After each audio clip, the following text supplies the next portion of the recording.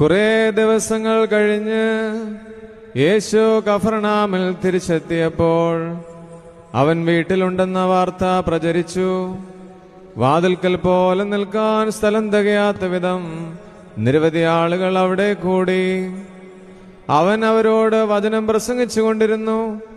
അപ്പോൾ 4 പേർ ഒരു തളർവാദ രോഗിയെ എടുത്തുകൊണ്ടുവന്നു. ജനക്കൂട്ടം നിമിത്തം അവന്റെ അടുത്തെത്താൻ അവർക്ക് കഴിഞ്ഞില്ല. അതിനാൽ അവനിരുന്ന സ്ഥലത്തിന്റെ മേൽക്കൂര പൊളിച്ച് തളർവാദ രോഗിയെ അവർ കിടക്കയോടെ താഴേക്ക് ഇറക്കി. അവരുടെ വിശ്വാസം കണ്ട് യേശു തളർവാദ രോഗിയോട് പറഞ്ഞു, മകനെ, നിന്റെ പാപങ്ങൾ ക്ഷമിക്കപ്പെട്ടിരിക്കുന്നു. നിയമജ്ഞരിൽ ചിലർ അവിടെ ഇരിപ്പുണ്ടായിരുന്നു.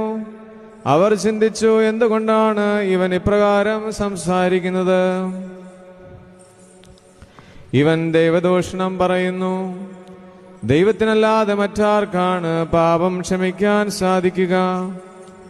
അവർ ഇപ്രകാരം വിചാരിക്കുന്നുവെന്ന് മനസ്സിലാക്കി യേശു അവരോട് ചോദിച്ചു, എന്തുകൊണ്ടാണ് നിങ്ങൾ ഇങ്ങനെ ചിന്തിക്കുന്നത്?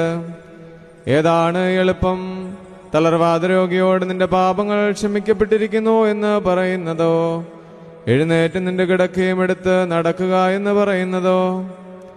എന്നാൽ ഭൂമിയിൽ പാപങ്ങൾ ക്ഷമിക്കാൻ മനുഷ്യപുത്രന് അധികാരമുണ്ടെന്ന് നിങ്ങൾ അറിയേണ്ടതിന് അവൻ തളർവാദ രോഗിയോട് പറഞ്ഞു, ഞാൻ നിന്നോട് പറയുന്നു, എഴുന്നേറ്റ് നിന്റെ കിടക്കയും എടുത്ത് വീട്ടിലേക്ക് പോവുക. തൽക്ഷണം അവൻ എഴുന്നേറ്റ് കിടക്കയും എടുത്ത് എല്ലാവരും കാണെ പുറത്തേക്ക് പോയി. എല്ലാവരും വിസ്മയിച്ചു.